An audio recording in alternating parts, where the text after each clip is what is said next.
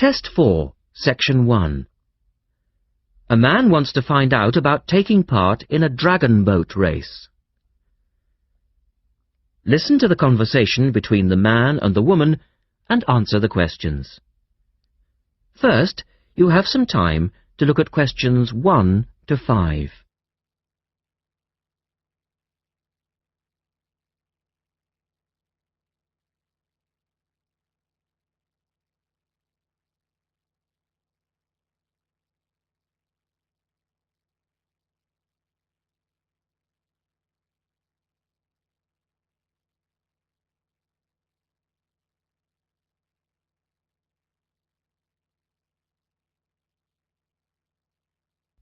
Now we shall begin. You should answer the questions as you listen, because you will not hear the recording a second time. Listen.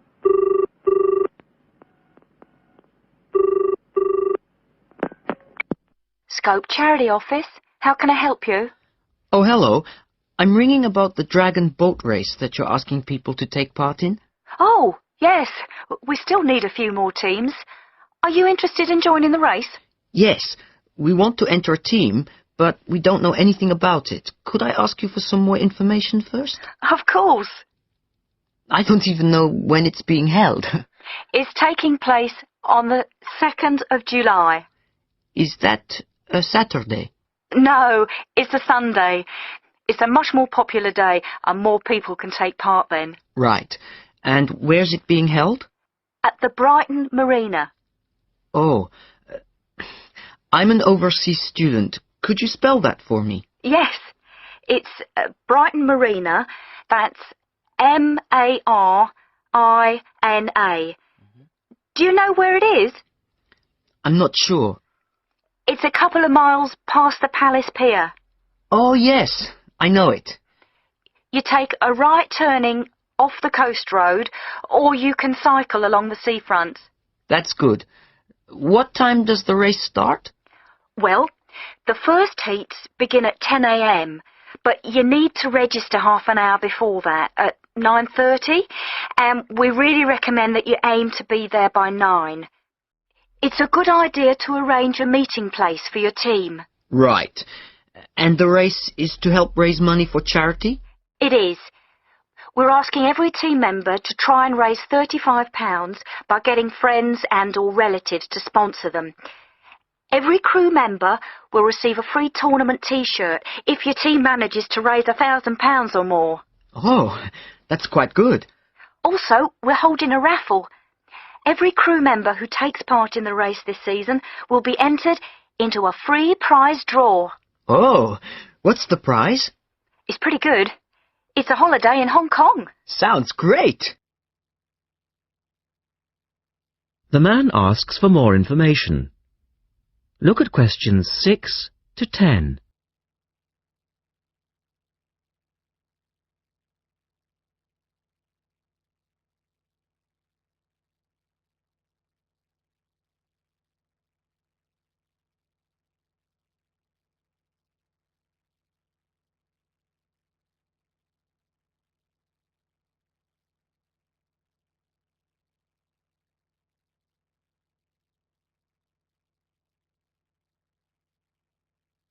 Now listen to their conversation and answer questions 6 to 10. Is there anything else you need to know? Could you just tell me a little bit more about the teams? Well, you need to have a crew of 20 people for your dragon boat, and you then need to agree on who's going to be the team captain. That will probably be you. Fine. I've got a group of 20 people who are interested. Do all the team members have to be a certain age? Well, there's no age limit as such, but if you have a team member who's under 18, then they have to get their parents' permission to take part. Yes, that makes sense. It isn't dangerous, but we do have boats that turn over in the water, and for that reason we need to insist that everyone wears a life jacket as well. And you can hire life jackets from us when your team arrives. What do you advise people to wear? Well, most people wear a T-shirt, shorts and trainers. I certainly wouldn't recommend that you wear jeans or boots. In fact, it's a very good idea to bring some spare clothes. Okay. It can get quite cold and wet if the weather's bad, and there's quite a bit of hanging around, especially if you qualify for the semi-finals or the final. I see what you mean. Have you got a name for your team? Oh, not yet, no. Well, you need to decide on one and then put it on the entrance form, which I'll send you. Oh, okay. So, if you'd like to give me your address, I'll be happy to send details first class. That is the end of section 1. You now have half a minute to check your answers.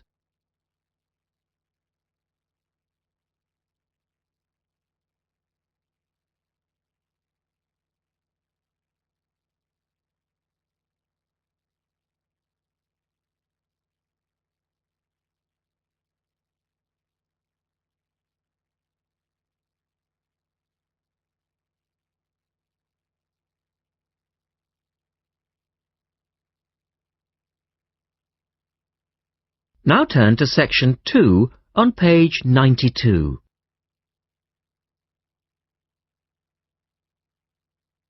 Test 4, section 2.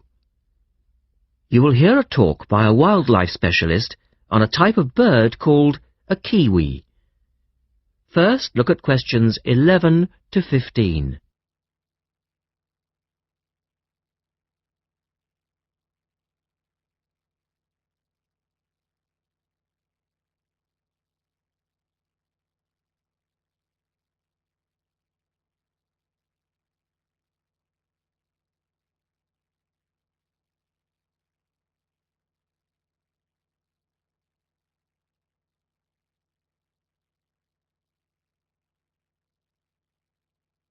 As you listen to the first part of the talk, answer questions 11 to 15.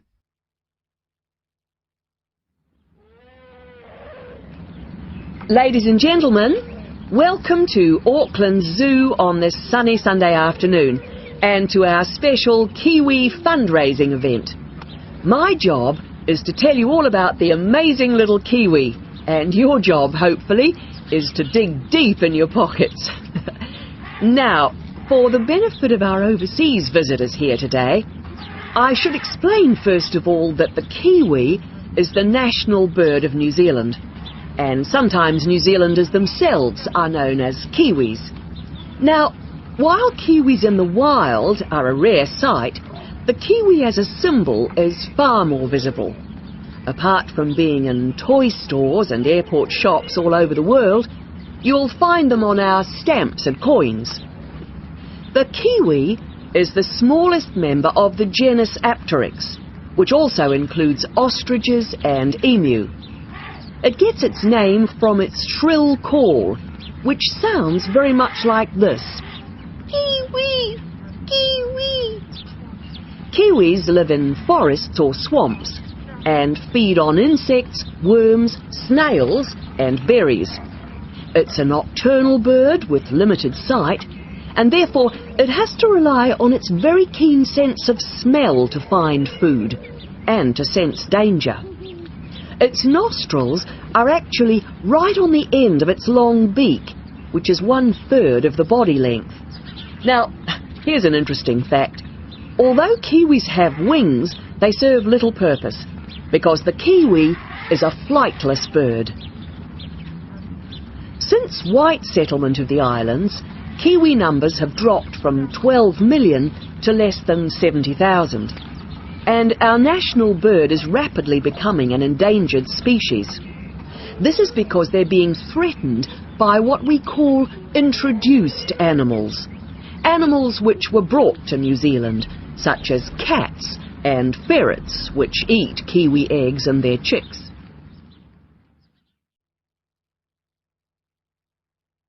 Now look at questions 16 to 20.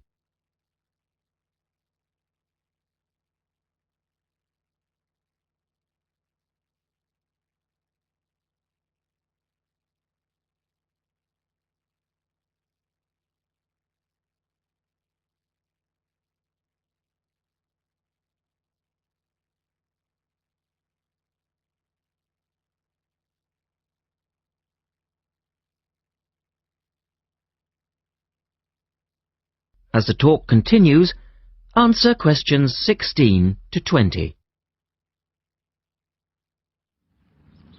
And so we have launched the Kiwi Recovery Programme in an all-out effort to save our national bird from extinction. There are 3 stages to this programme.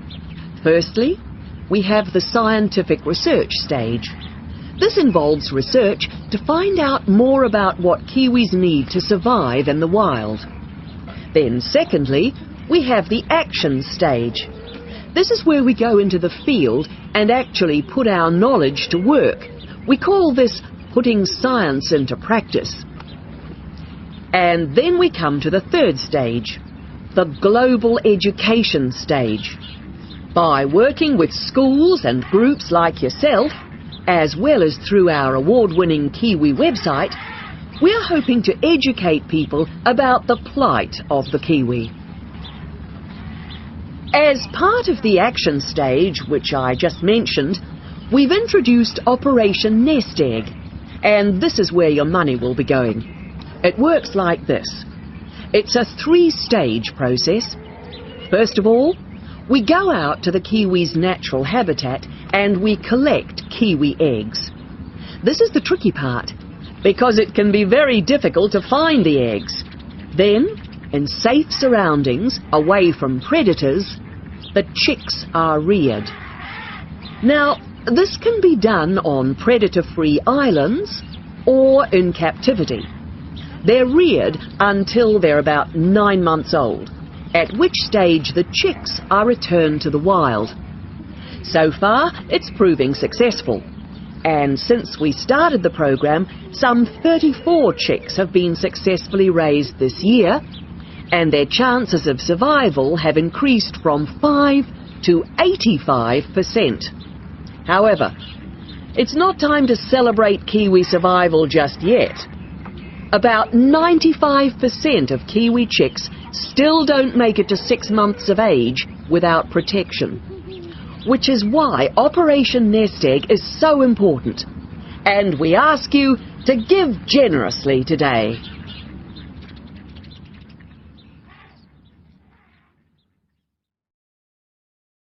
That is the end of section 2. You now have half a minute to check your answers.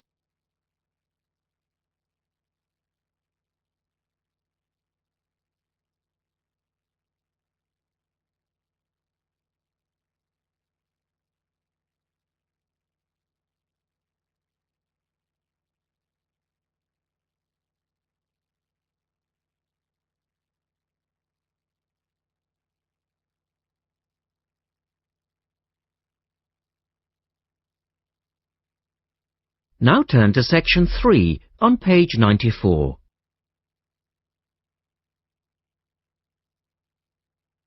Test 4, section 3. In this section, you will hear a discussion between 3 people in a university tutorial. In the first part of the discussion, they're talking about city traffic and the motor car. First, look at questions 21 to 24.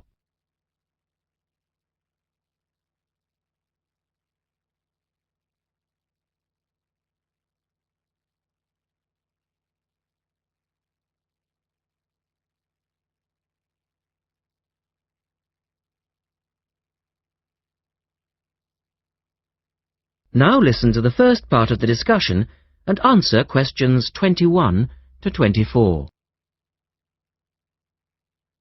We're very pleased to welcome Professor Isaac Nebworth to our tutorial group today.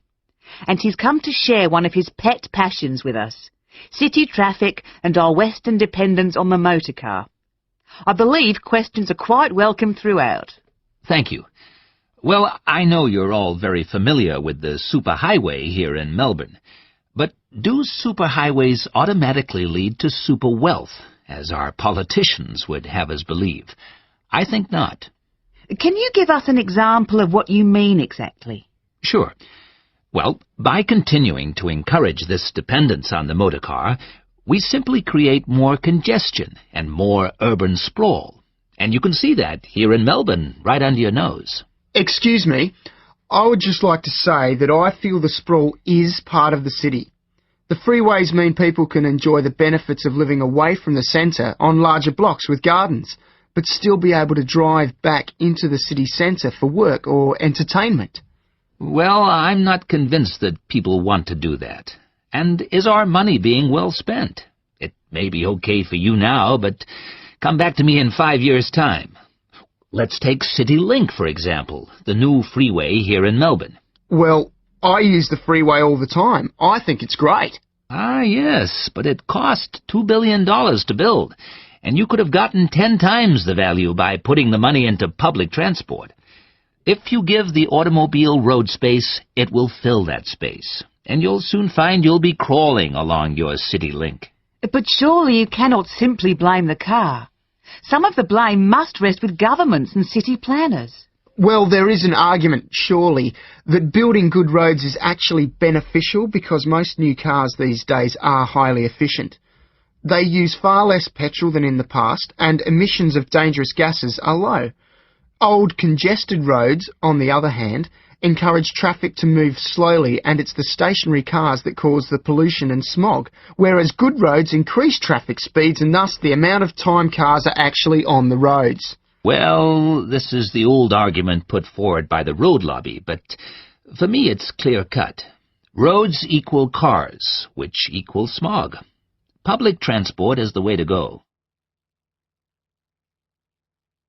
In the second part of the discussion, the professor talks about public transport in different cities. Look at questions 25 to 30 first.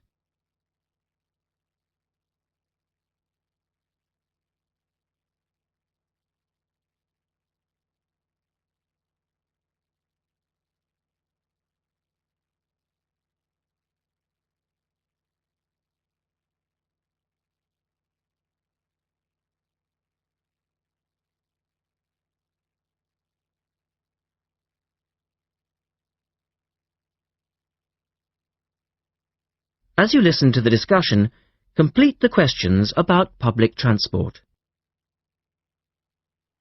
Now, on that topic of public transport, I read somewhere recently that Australia isn't doing too badly in the challenge to increase the use of public transport. Better than America, granted, but by comparison with Canada, it's not so good.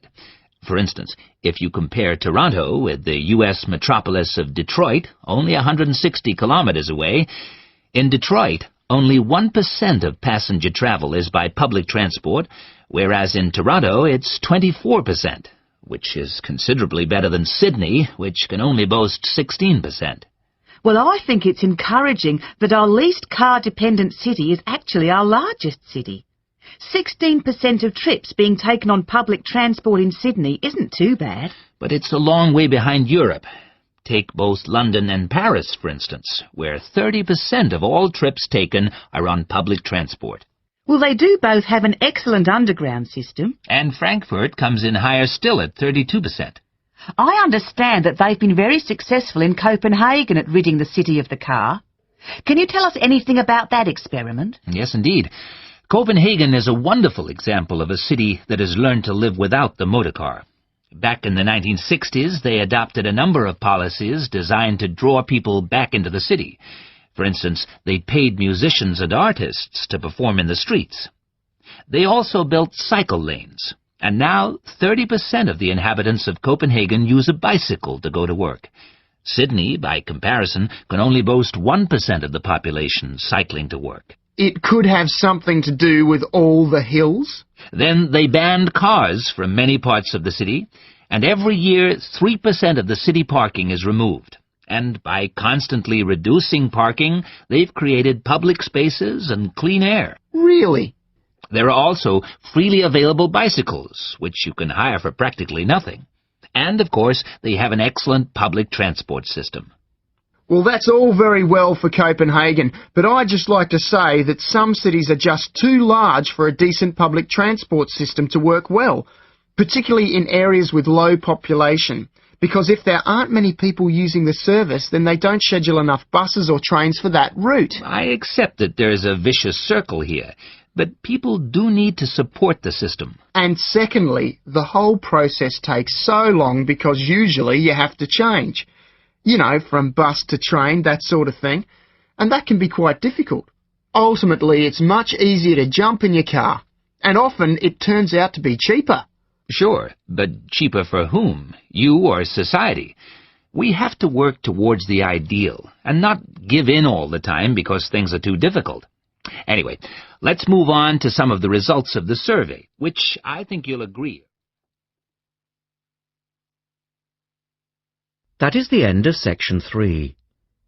You now have half a minute to check your answers.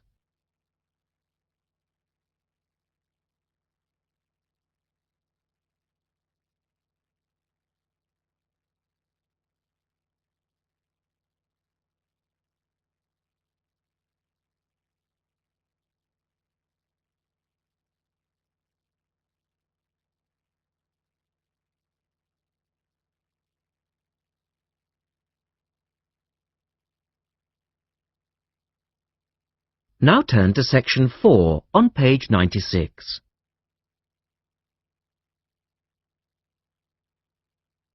Test 4, section 4. You will hear a lecturer talking about food preservation. First, you have some time to look at questions 31 to 37.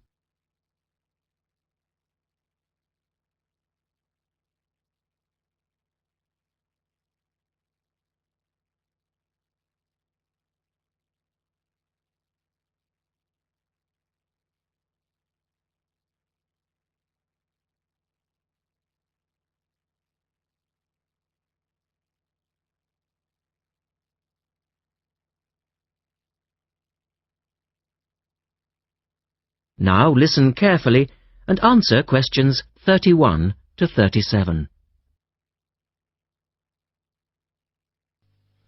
In today's lecture, I'd like to look at the topic of food preservation and start by asking the obvious question, why do we need to preserve food? Well, apart from keeping it fresh for our daily needs, many foods, such as fruit and vegetables, are only available at certain times of the year, so if we want to be able to eat these foods all year round, we need to preserve them. We also need to preserve food for export overseas to make sure that it doesn't perish in transit. And lastly, we need to be able to preserve food for when there are food shortages. There are a number of methods of preserving food which involve both high and low temperatures, chemicals, irradiation, and drying. Let's have a look at these in turn. In the 1870s, the French scientist Louis Pasteur showed that microorganisms in food could be destroyed by raising the temperature of the food, a process now known as pasteurization.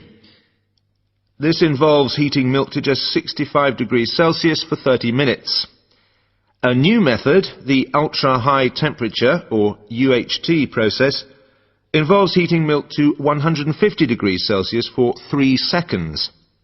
The advantage of treating milk in this way is that it lasts much longer, though I tend to feel, and I'm sure many of you would agree, that taste is somewhat sacrificed in the UHT process.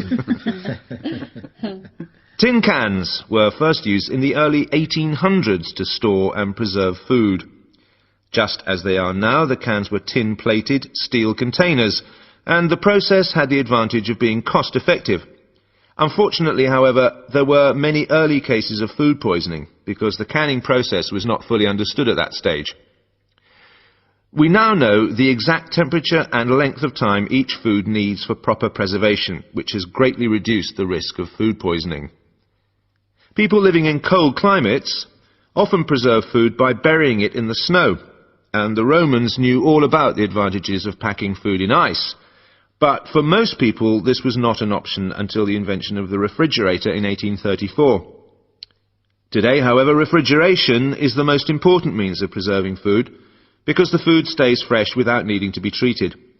However, refrigeration requires an electricity supply, and unfortunately, if the power goes off, so does the food. A variety of chemicals can be added to food, and you'll find their names listed on the labels of cans and bottles. Salt is probably the oldest of all the chemical preservatives, and was used by many ancient civilizations for many years. Sugar also acts as a preservative and is used to preserve jams in much the same way that vinegar is used to pickle foods. Chemical preservatives are effective, but they do not suit all foods, and the processes involved are time-consuming. Another method of preserving food is by drying it. Most foods are 75% to 90% water, so if you remove the water, the microorganisms simply can't survive. When food is dried, it not only lasts a long time, but it also becomes much lighter, which is a big advantage, as this makes it cheap to store. Though some people argue that valuable nutrients are lost in the process. In the second part, the speaker describes the process of drying food. Look at questions 38 to 40.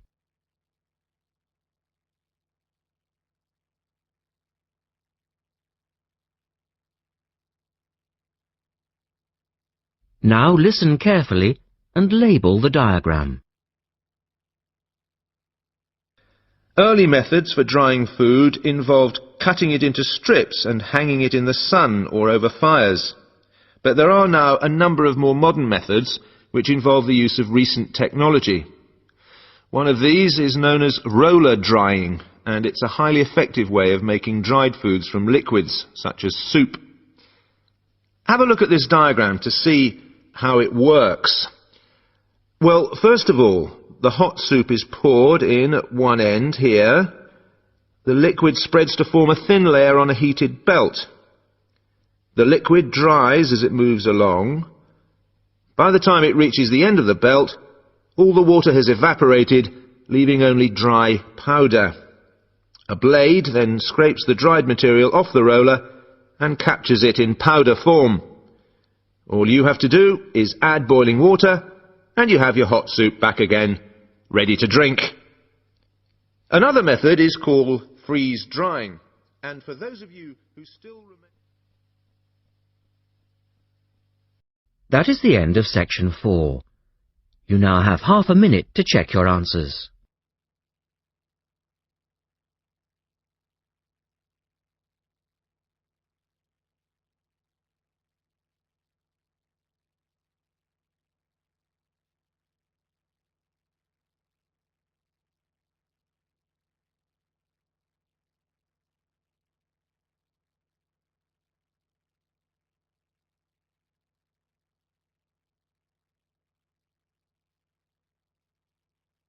That is the end of the listening test.